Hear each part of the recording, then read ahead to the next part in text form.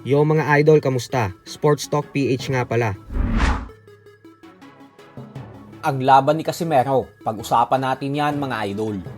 Ngunit bago ang lahat ay huwag kakalimutang mag-subscribe at i-click ang notification bell button for more sports talk. So kulang-kulang isang buwan na nga lamang po ang inaantay natin at magaganap na ang inaabangang laban ng mga Pinoy boxing fans na bakbakan sa pagitan ng ating pambato na si former 3 Division World Champion Angas ng Pinas, General Casimero, at ng matibay na Mexican former world title challenger Saul Sanchez.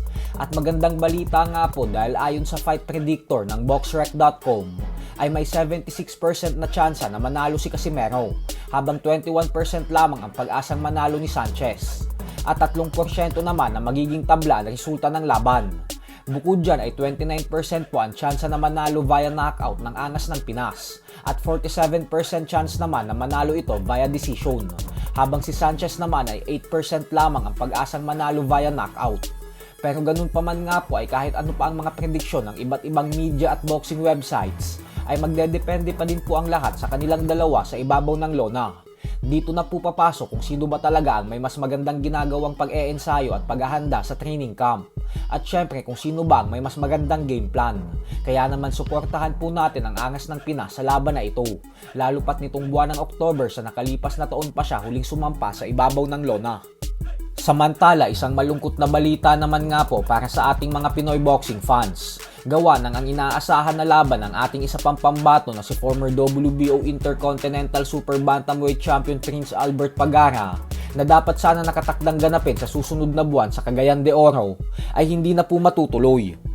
Ito po ay matapos hindi magkasundo sa negosasyon. Pero bagamat nga po nakansela ang kanyang laban, ay tuloy-tuloy pa din po ang pag-eensayo ni Pagara dahil inaasahan po na muli itong lalaban sa 3rd week ng buwan ng October ngayong taon. Kung saan ayon mismo sa kanyang promoter na si Pinoy Boxing Prodigy, ay isang international fight umano ito. Huling beses lumaban si Pagara nitong buwan ng Hunyo lamang, kung saan nasungkit niya ang bakanteng IBF Asia Lightweight belt matapos nitong talunin via majority decision ang dayong Chinese fighter na si Akatelieti Yelejian. Sa kabilang banda naman mga idol ay tila nag-angas nga po ang isa pa sa mga huling tinalo ng current Unified Super Middleweight World Champion Canelo Alvarez na si Jaime Munguia. Ito po ay matapos sabihin ni Munguia sa kanyang latest interview na sa katunayan umano ay wala naman daw espesyal sa mga suntok ni Canelo. Paliwanag ni Munguia na hindi naman daw talaga kasi ito malakas katulad sa inaakala ng maraming fans.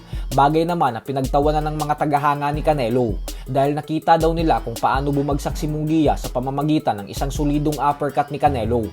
Pero may mga fans naman na naniniwala kay Munguia dahil kinaya daw nitong lumaban hanggang sa sukdulang 12 rounds nang hindi na knockout ni Canelo. Kaya naman kayo na lang po ang humusga dyan. So hanggang dito na lang po muna tayo mga idol.